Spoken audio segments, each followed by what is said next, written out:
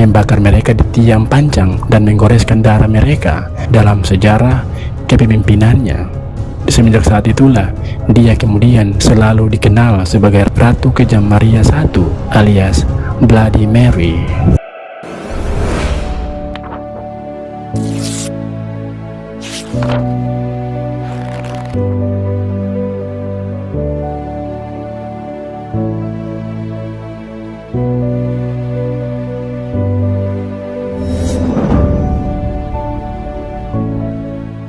Hai, it's me, D again. Bagaimana kabar kalian hari ini? Semoga sehat-sehat selalu, stay strong dan jangan pernah menyerah. Seperti biasa, kita akan selalu mencari hal-hal menarik yang ada di dunia ini untuk dibahas bersama-sama. Dan semoga saja you guys enjoy the video. So, pada video kita kali ini, kita akan membahas tentang asal-usul dari sebuah game yang bernama Bloody Mary. Game Bloody Mary ini dipercaya dapat memanggil setan ketika seseorang bermain game ini. Seperti apa nantinya? Pantengin terus ya, jangan di skip biar kita sama-sama paham, oke? Oh iya, before we continue, don't forget to subscribe juga ya, agar kalian selalu menjadi yang pertama yang mendapatkan update notifikasi setiap kali ada video baru dari kami. Cus, langsung ke videonya.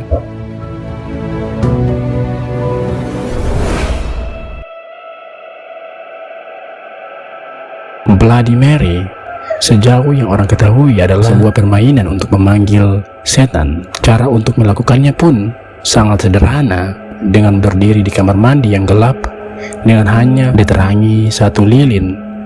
Kemudian sebut namanya 3 kali. Bloody Mary, Bloody Mary, Bloody Mary. Hal ini pun dipercaya bahwa jika seseorang melakukannya dengan benar, maka sesosok hantu kemudian akan muncul. Kadang-kadang hantu itu menggendong bayi yang sudah mati. Namun bagi pecinta urban legend, cerita itu tidak lebih dari sebuah dongeng biasa. Tapi tahukah kalian bahwa origin story dari game Bloody Mary lebih nyata dari yang kita bayangkan?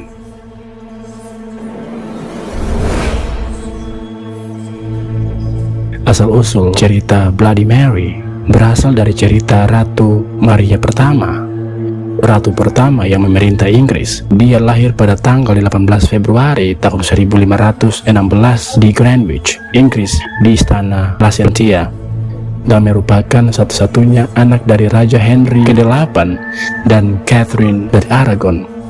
Seumur hidupnya, Maria malu atas dirinya sendiri. Alasannya adalah karena dia merupakan seorang wanita.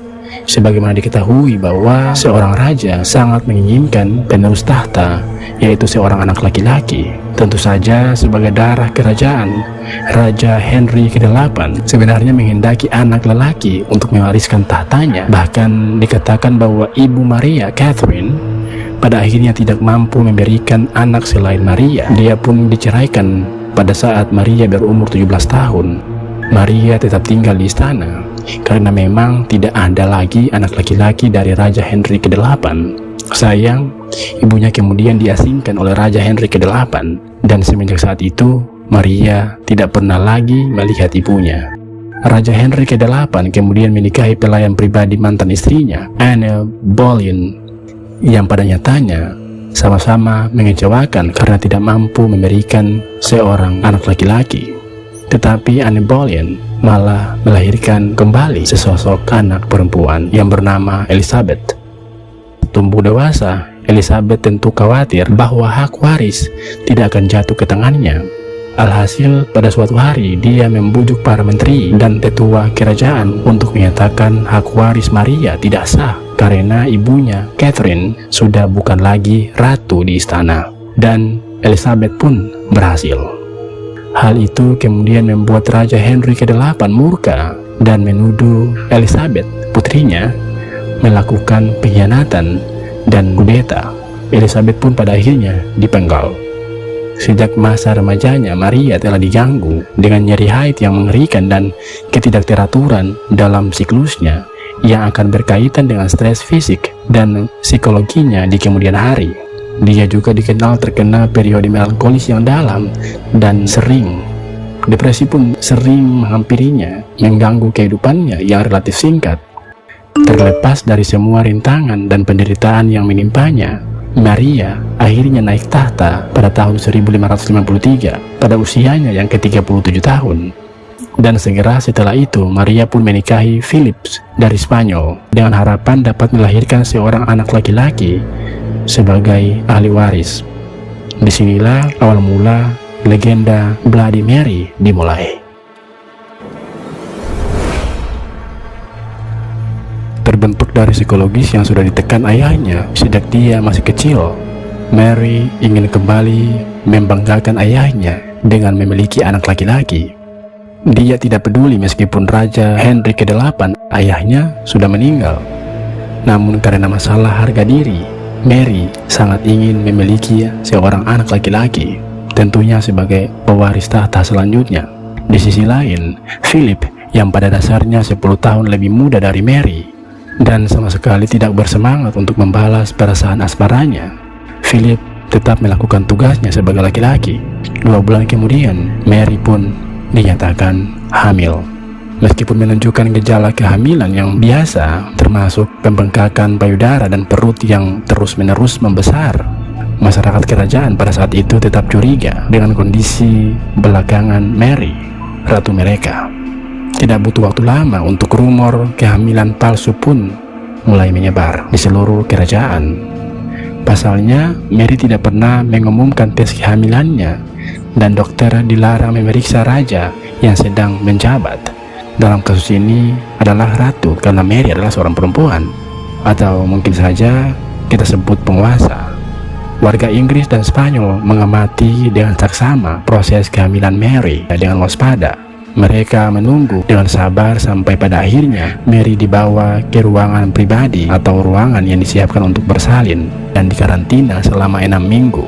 Sayang, tanggal kelahiran nampaknya meleset. Para pelayan yang mengurusi Maria mengusulkan bahwa mungkin terdapat kesalahan dalam perhitungan tanggal. Kemudian tanggal baru ditetapkan bahwa kelahiran mungkin terjadi sebulan kemudian. Sayang, rumor dan desas-desus sudah menyebar ke seluruh kerajaan. Beberapa pihak mengklaim bahwa ratu mereka, Mary, telah melahirkan seorang anak laki-laki, dan yang lain menyatakan bahwa anak laki-laki itu mungkin telah meninggal saat melahirkan. Bahkan ada yang menyatakan bahwa Mary sama sekali tidak hamil dan perutnya hanya membengkak karena tumor. Terlepas dari rumor yang tersebar, pada kenyataannya yang terjadi adalah lebih aneh dari itu semua. Sekitar akhir bulan Mei, waktu yang dijadwalkan untuk melahirkan, tiba-tiba perut Mary yang tadinya membesar tiba-tiba mengecil dengan sendirinya. Tidak ada bayi yang dilahirkan, seakan-akan janin dari Mary menghilang dengan sendirinya. Tidak dapat menjelaskan dan memahami apa yang terjadi pada tubuhnya. Mary terus menunggu ketika orang-orang di sekitarnya di seluruh kerajaan perlahan mulai kehilangan harapan. Bulan Juni dan Juli terus terlewat.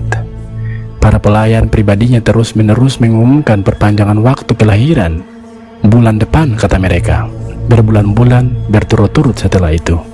Pada bulan Agustus, akhirnya Mary meninggalkan ruangan isolasinya dengan kecewa yang mendalam dan stres mental yang luar biasa. Dia percaya bahwa Tuhan sedang menghukumnya. Semenjak saat itu, Mary pun mulai berubah menjadi pemimpin yang tiran. Setelah itu, sebuah gerakan keagamaan bernama Protestan muncul, yang mana gerakan ini mempertanyakan seluruh ajaran Katolik. Karena yakin bahwa Tuhan sedang menghukum dirinya atas nama rakyatnya yang sesat, yaitu mereka yang mengikuti ajaran Protestan, Mary pun kemudian melakukan kampanye pembersihan. Sebelum Natal pada tahun 1554, dia memerintahkan eksekusi kepada 240 pria dan 60 wanita, membakar mereka di tiang panjang dan menggoreskan darah mereka dalam sejarah kepemimpinannya. Semenjak saat itulah, dia kemudian selalu dikenal sebagai Ratu Kejam Maria I alias Bloody Mary. Bagi sejarawan, kisah Bloody Mary, Ratu Inggris, tetap menjadi salah satu kasus pseudosiesis yang paling terkenal atas kehamilannya yang dijuluki kehamilan hantu, suatu kondisi yang langka dan misterius. Pseudocesis terjadi karena sederhananya ketika seseorang yang begitu bertekad untuk hamil sebenarnya menipu tubuh mereka sendiri untuk percaya bahwa mereka benar-benar hamil. Sugesti tersebut menimbulkan kemunculan gejala fisik, bahkan penghentian siklus menstruasi. Kemungkinan lain dalam kasus Bloody Mary ini adalah hyperplasia endometrium yang seringkali merupakan awal dari kanker rahim, yang dapat didukung oleh laporan tentang nafsu makan Mary yang rendah dan riwayat ketidakteraturan menstruasi selama hidupnya. Bertahun-tahun kemudian, Mary mengumumkan bahwa dirinya hamil lagi. Meskipun kali ini suaminya, Philip, sendiri tidak yakin. Mary kemudian diyakinkan dengan tanda-tanda kehamilan yang pasti. Dia kemudian malah dipastikan telah memasuki masa menopause dan sekali lagi tidak melahirkan bayi sama sekali. Nah, itulah origin atau asal-usul atau awal dari permainan Bloody Mary yang kita kenal saat ini. Permainan yang disebut-sebut bisa memanggil sesosok hantu. Cara bermainnya pun cukup simpel. Ternyata di balik permainan yang menyeramkan ini ada kisah yang sangat kelam yang menjadi awal mula permainan ini. Bagaimana menurut kalian? Siapa yang di antara kalian yang suka permainan ini? Atau mungkin ada yang sudah pernah mencobanya? Komen di bawah ya. Seperti biasa, berikan juga pendapat kalian tentang video ini. Kalau ada yang kurang dari video ini, feel free untuk menambahkan di kolom komentar juga ya. Terlepas dari itu semua, I hope you guys enjoy the video. Dapatkan update notifikasi video menarik lainnya dari kami dengan cara subscribe ke channel ini, because it's such lovely feeling to see you again. Now it's time for me to sign out. My name is D. Stay safe and until next time.